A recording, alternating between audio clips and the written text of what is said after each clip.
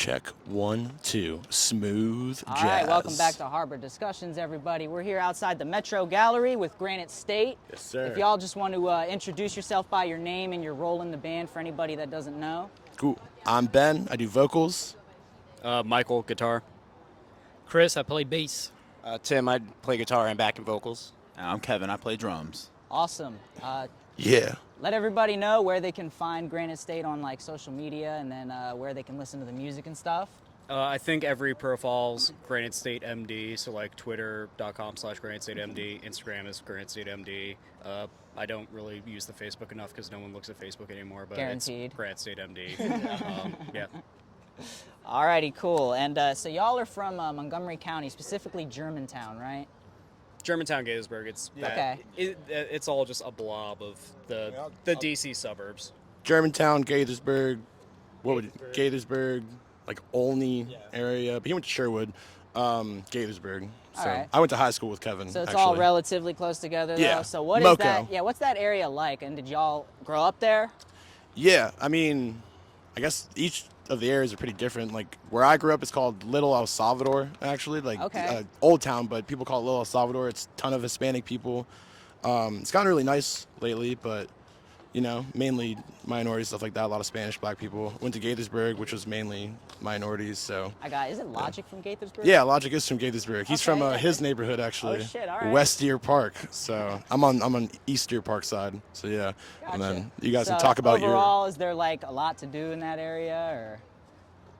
I mean, there's a lot going on because it's kind of like I mentioned, it's the blob of the DC suburbs where it's Okay. like, yeah, there's like 7 different cities that we like rattled off, but it's all essentially the same thing where it's, there's different kinds of stuff to eat. The cool thing in the area is like there's just so many different cultures all around here. So it's like, if you want Salvadorian food, you can go get that. If you want Mediterranean, you can go get that. As well as like, movies, Top Golf, like literally a melting pot of like everything. literally it's just Gotcha. whatever you want to do, like you can kind of do it in the area. It's just Alrighty. expensive. I gotcha.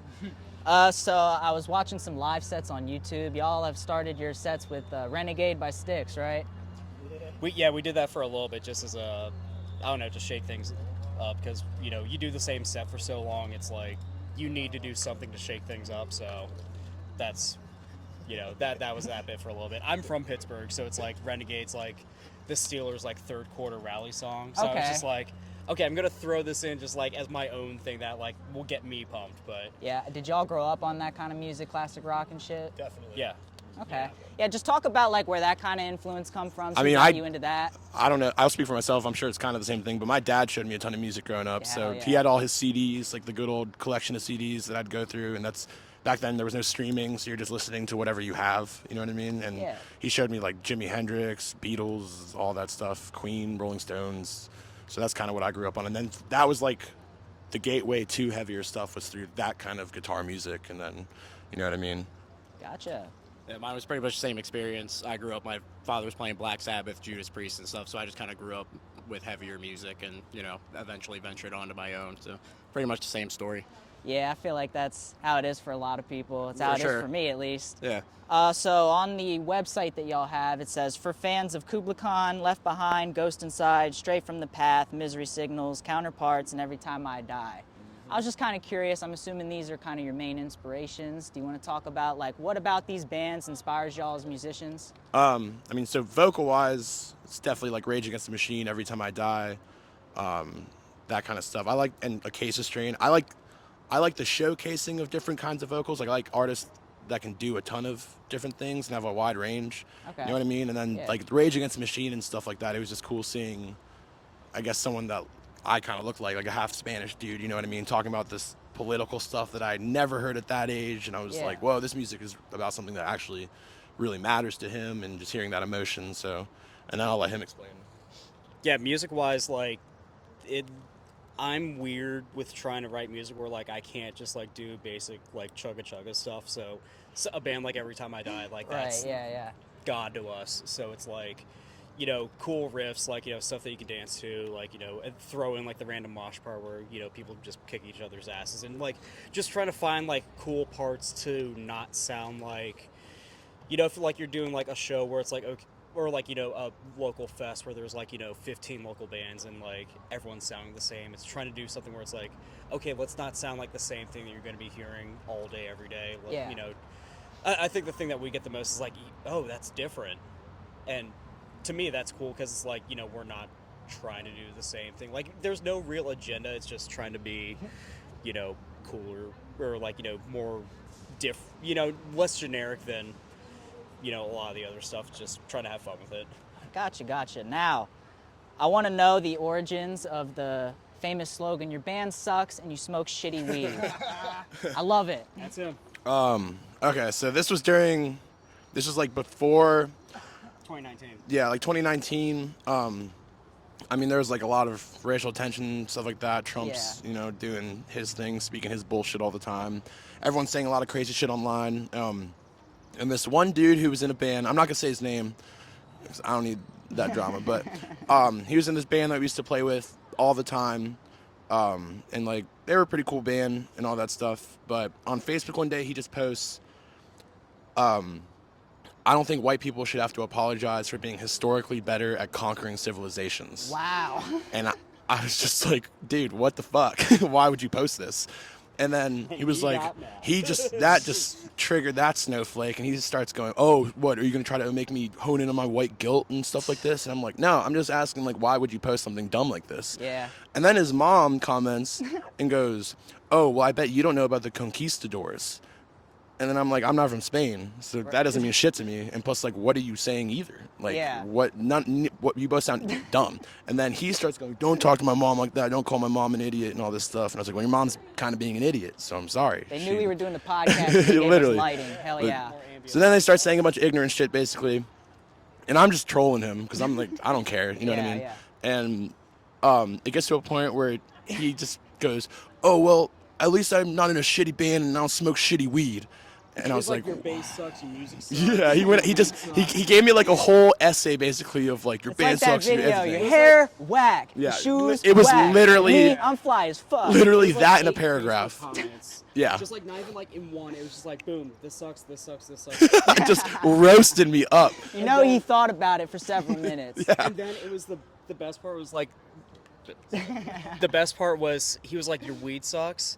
And that's when everyone fucking jumped in on him. It was like, my God. no. Ben's weed is fucking good. It's like, you could say whatever the fuck else you want about his bass playing, about his music, any of that. We do not But smoke the weed, mids. no. Didn't Like, get defended in any other parts of my personality. But when he attacked my weed, all my friends came to my rescue, I guess. So at least I got that going for me.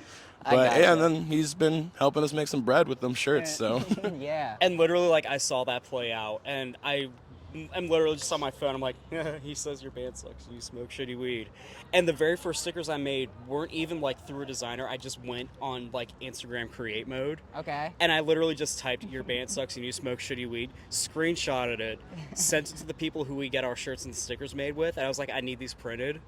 And then I posted it online, and it was just like wildfire. Yeah, dude. I saw it. I was like, instant cop. Yeah. Instant. we've made like 4 different versions of the shirts, and they do well every time. Yeah, we've done T-shirts and all that, and it's like, I mean, it's definitely a gimmick to the point where it's like we hear all the time, oh, it's shitty weed, but at the same time, it's I love it. It's funny. I personally love it.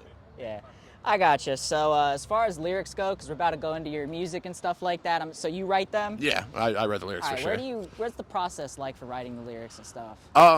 So I've been writing poetry for a long time, so I just have a ton of poems written Okay. all the time, and then he writes the majority of the like instrumentals. Gotcha. Then Kevin does the drums, and they change like things like that. You know what I mean? But he'll have like the core of a demo ready, send me all the demos, and then I just kind of go through my poems and start doing like those lyrics.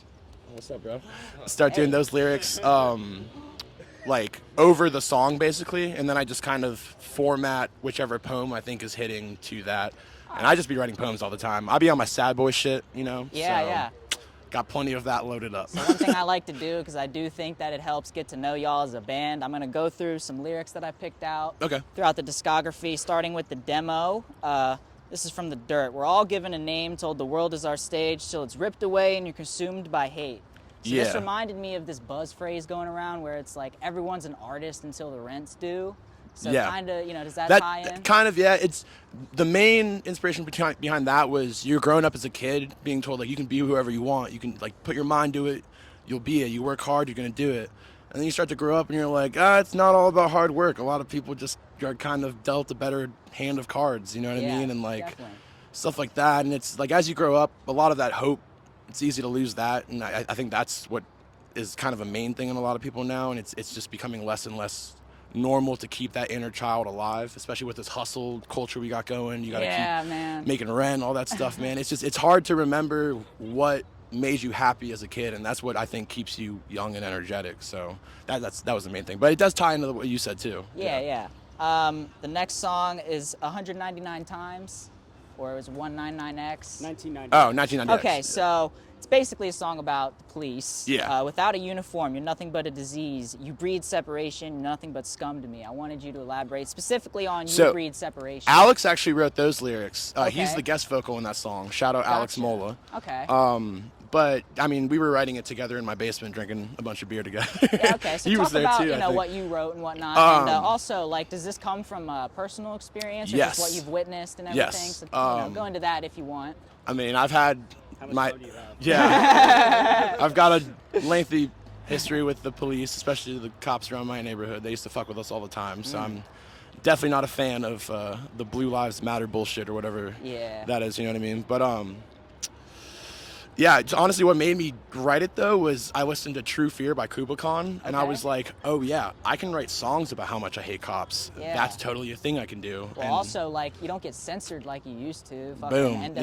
yeah. got censored. I'm pretty sure Body Count got censored. oh for yeah, Cop now you can say Killer, whatever you so- want, man. Yeah, You yeah. can upload your butthole to the internet. You can do whatever the fuck you want. Yeah. That's an inside joke. And then Hollowed. Shout I out just Nair. picked out Embrace Your Ego Death. Okay. Because I won't lie, I've been like watching a lot of psychedelic stuff, you Yeah. know, dabbling with that. And ego death is something that's like really associated with taking Yeah. heavy psychedelics. Does it have anything to do with that? Or is it- Absolutely. All right, yeah, talk about that. That was a poem I actually wrote while I was tripping balls Okay. on something. But yeah, no, that trip was one of those trips. It was a DMT trip, Oh shit. and I like Was it a pen or did you? it was like this makeshift vape thing. Okay. Yeah, Gotcha. and had it in Virginia Beach, and I was out for 20 minutes just living a whole another life. It was crazy, and then when I came back, it just like shattered my whole perception of like, whoa, I am basically a facade of whoever I've created myself to be based off of a combination of my reaction to things and things that were kind of forced into my mental, and then went down the whole rabbit hole of like unlocking childhood and where all those Yeah, things man. go. You know what I mean? It's just like it's just crazy how you kind of have your childhood and then you spend the rest of your life unpacking it. So. Yeah. So I wanted to tie that into just controlling and get your ego as an artist, because I Yeah. feel like some artists can get an inflated ego and whatnot. Definitely. So how does that kind of tie in? I mean, like, no one owes us their time or anything like that, and people got to remember that. You know what I mean? Like, I don't know. It's just it's a real hard thing to accept when you're trying to make music that there's a solid chance it's not going to be good and people Yeah. won't fuck with it, and like people don't have to fuck with it. Well, no matter what you do, there's always going to be a crowd that doesn't like Yeah, it. yeah, So- and like it's just I have to remind myself, like, because we've been doing this for a hot minute, so there are times where I've definitely had to remind myself why I'm doing this, and it's because I enjoy it, and like not to let myself get discouraged and shit like that. You know what I mean? Because there's money losses, tough working weird hours, all that stuff. So it's Oh yeah. definitely a grind, but yeah. All right, so we're gonna go into the 2-track release called Bleed. Mm-hmm. The song Fog of War, it's about immigration and the border crisis, right? Yeah. If you can sleep when we throw kids in cages, then I could spit on your Christian nation. Yeah. You can deny this shit all you want, but guess what? The truth hurts, motherfucker. Yes, sir. I remember at the Westminster show at the Garage, I remember Okay. when you played that song, you made a little That's speech where I know about you're from. that. All right. Yeah, Honestly, yeah. didn't know this out until now. But yeah, so talk about that, and Yeah, so that was written around the time that the Trump was still in office, and the headlines were all about the Trump cages, and all the pictures were coming out of it. You know what I mean? yeah. I have family that are immigrants that had to swim across that water and get through So it here. affects you a little different. Yeah, I can personally relate to it. Like, I literally have family that has had to swim across that water holding their kids up, like getting through that shit. You know what I mean? And like, Yeah. and just seeing the pictures and all that stuff was just mad triggering. Where I was like some of the pictures where they had like 50 people in one cage and all that stuff. It's just surreal. And then what's crazy is all the goody upper class fucking Christians just backing it up blindly with no reason to back it up other than them saying it's the law, they shouldn't do it illegally. And like it just goes back to the hypocrisy of like everyone's an immigrant, all that stuff too. I feel like it got so political that they just looked over how fucking egregious it was. They just didn't even think about how it's human beings. You know what I mean? Like just doing what they got to do. Anyway, we're on stolen land, so it's like everyone's a descendant of an immigrant, you know. And everyone forgets that. So yeah. Yeah. And then 13 Staples, I did forget to get some lyrics for that, but if you want to go into what that song's about, and also where does the title 13 Staples come from? I had a feeling it would be interesting. So the cover is literally from the show. Okay. We were playing a show at this place called The Pinch. It was a venue in DC, awesome place. Played a lot of very cool shows there. But we were playing one show there, and then our old bassist, Alfonso, would go crazy on stage, do the bass swings and all that stuff, you know what I mean? And it was a floor venue, so like eye level with everyone. Someone's spin kicking on stage, so I lean back to dodge him, and this is mid-song, lean back to dodge him while we're performing, and as I lean back, he's spinning his bass around him, and it just comes down and slices my head open. Like, cuts me straight down the middle, like, fucked me up. Damn. And then touch hand and full. Yeah, and like I'm in shock. Like I think someone just like punched me. You know what I mean? And start getting like all white. And and I got a hard head. I've had my fair share of concussions, so I'm like, okay, keep it going. Okay. But then I like put my hand on my head, pull down, and it's soaked in blood, and I can feel the like big gash up like, there. Why is my head wet? I looked at him, and I'm just like, what do I do? Because I'm just like in shock for a little And I'm bit. just like, you good? He just goes, like, we got one more we song. got one more song. So we finished the set, got blood all over the venue, and then I had to go to the hospital and get 13 staples in my head. And I don't know, while I was sitting there, I was real stoned too, because like his girlfriend, while she was bandaging me up, gave me a joint, and that's honestly what kept me calm. Yeah, man. Like that was like solid for me, because same for me. At the hospital, they were like, "How are you chilling right now? Your head is open." And like, so that helped me, but it also made me go down a whole existential rabbit hole in my brain where I was like, "Whoa, I'm mortal as fuck." Guaranteed, man. Like, whoa, I can fucking die. Like this got split open with not that hard of a hit of a bass, you know what I mean? And like, could have been a lot worse, so. Absolutely. No Shelter, which is a single. Wake Up. If you're not enraged, then you're not paying attention. Yeah. I'm assuming that's kind of about, all the more political shit. Yeah.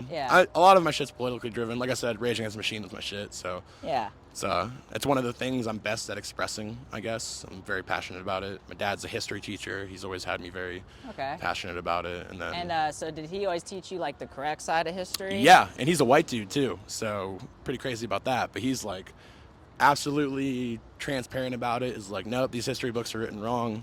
This is what actually happened. That's good, man, because like a lot of teachers don't even do that. They just teach whatever the hell. He kind of gets under fire sometimes at his job because he's real about everything, and some parents don't like that for some reason. They want their kids to be fed bullshit. Soft ass. What is the song Blackwater about? Where does the song title come from? Because I play Red Dead Redemption, and there's that fucking. That. Yeah, Yep. that's Awesome. that's what it's from. Hell yeah. Great game, fantastic game. That Definitely. was one of the first 2 songs that I wrote for the band. Okay. And that was literally, it was just, I was playing the game and I was like, I need a name for this. Blackwater. Yeah. Now, does it correlate to the meaning of the song at all, Nope. or okay? Not really. I mean, it can, I guess, but that song's about drinking too much. You kind of made it. Gotcha. Just drinking too much, numbing everything, and then kind of fucking yourself over by drinking too much, and just that cycle. You know what I mean? So. Gotcha. Yeah. So I saw y'all did it's a 12-minute track called The Swamp, right, for Halloween? Yes, sir. I'm gonna talk about that as well as the album cover. Like, what is the cover supposed to be depicting? So, like, we're kind of taking a more doomy approach. Okay. And this is sort of like the beginning of the descent for this. Ultimately, I want to do like 4 parts, like highlighting different like regions. So like the swamp, the one that we're working on now is the mountain, and then I'm thinking eventually like the ocean, and then I don't know, something else. Okay. But just like long form, 12-15 minute songs of just like doom riffs. Hell yeah, nice. I've literally just been like, oh yeah, we can have an E10 riff here, and then I can go play just a riff for 15 or 5 minutes straight.